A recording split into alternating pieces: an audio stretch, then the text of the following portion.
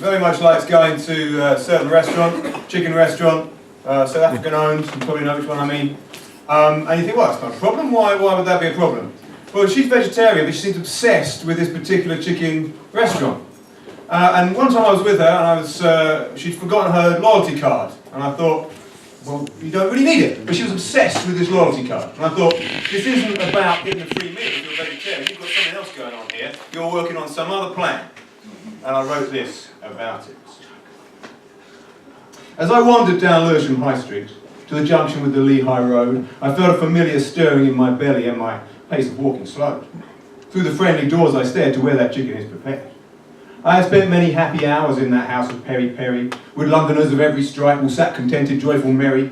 In recognition of our high regard, Nando's gave us all a loyalty card. As I stood there looking inward, I stroked that card within my palm. 3 half or quarter chicken, to soothe my hunger with spicy balm. But I've had both of those before, and this time I wanted something more. I approached the hallowed counter, anxious mind formulating the request. Would my vast array of loyalty points ensure they'd act at my behest? My pulse began to quicken.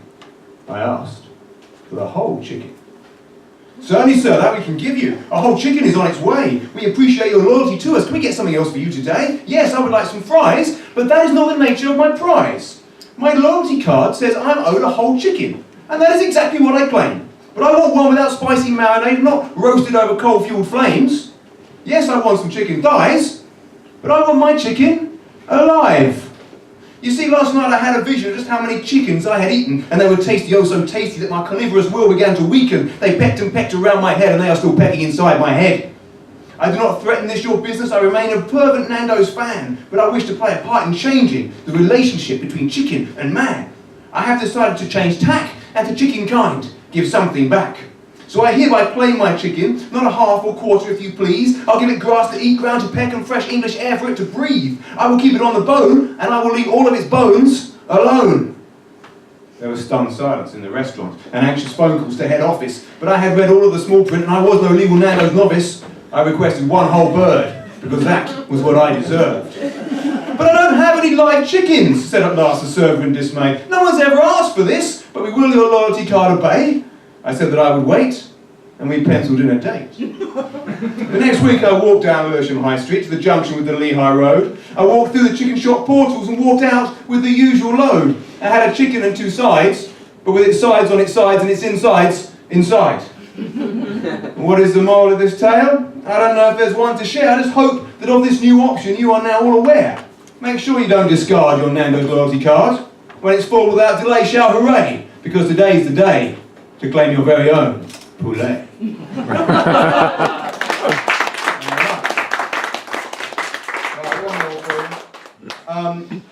I think the 3 most boring subjects to be talked about, or other people to talk at you with, are other people's very small children, other people's phone contracts, which inevitably are cheaper than yours, and other people's dreams. And so I'm very sorry, but this is about one of my dreams, but I will be very quick about it. I was in Denmark in the holidays, in summer holidays, and after some hysterically uncomfortable nights, I had some very weird dreams, which involved me being chased by zombies dressed in Danish football kits. So this is the poem that resulted from that. It's called The Scandinavian Zombie Apocalypse. I jumped out of bed in the Nordic night, tangled bedclothes, sweaty from fright. There was something not right in the Copenhagen air. I could feel it in my bones, I could feel it in my hair. I sat straight up and I listened hard and I heard a sound out in the yard. If I didn't know better, I'd say it was groaning, guttural breathing, maybe some moaning. Now I was put at a certain disadvantage because this sound is normal in the Danish language. But I threw back the curtains with a sense of dread and found that my garden was full of the undead. They scratched at the windows, smeared it with their noses, kicked over the runner beans, trampled on my roses. My house was surrounded by hundreds of me dames who desired an open sandwich on my liver and my brains. I had to pull myself together. I had to get to grips with the Scandinavian zombie apocalypse. I crossed the room to my bedroom door and heard the sound of 100 more in my living room, trashing my pad, making me angry, making me sad. They were beating my shelves, eating my books, chewing my pictures, then sucking the hooks, stamping on my rug, walking on my sofa, trampling my cushions, not caring, not one iota, about the damage they were doing to my flat, which I decorated with the latest Scandi tat. I don't have to tell you about my state of mind, and I determined to respond to these intruders in kind. I grabbed a weapon, pursed my lips, burst through the door, stood hand on hips, Nordic ski pole at my fingertips to fight the Scandinavian zombie apocalypse. I took aim at the zombies to my left and my right and elbowed the buggers when they aimed to take a bite out of my shoulder, out of my arm, and tried to stop my kitchen from coming to harm because they were all up inside my fridge, which was stylish and Swedish, not covered in no kitsch. However hard I fought to keep him at bay. The tide of battle was not going my way. I kicked one in the head, stood in his navel, made a flying leap onto the table, and then I shouted at the top of my voice to give the zombies a democratic choice before I turned on the hobs and lit a match and tearfully blew up my Copenhagen flat. Danish zombies, I said, think where this leads. Only death or prison and contempt from the Swedes. Far better to focus your virus-infected minds away from eating faces and back to national ties that bind. Think of the hot dogs, think of the rye bread, think of the schnapps that smashes your head. Have some apple cake, have some smoked herrings. One whiff of those will return your moral bearings. Stop eating the living, instead have some chips. Who wants a Scandinavian zombie apocalypse?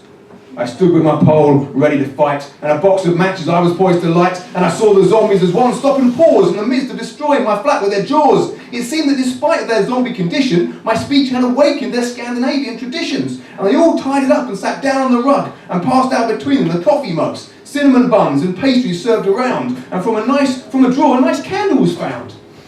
And I watched them all in the flickering light as they turned Armageddon into a lovely cosy night. They looked at me with their undead eyes and told me they wanted to compromise, they'd had enough, they wanted to finish. They told me in irritatingly perfect English, the zombie thing was a terrible drag and they hated wearing those horrible rags. Could I find them something stylish? Would I be willing to get them that jumper, like that cop on The Killing? And after that, they left and caught the train because Danish public transport is very humane. And they all settled down in the north of Sweden, which is known all around as the zombie Eden. Thank God for the Danish welfare state that saved me and my flat from that terrible fate. It seems that only socialist politics has the answer to the Scandinavian zombie apocalypse. Thank you very much.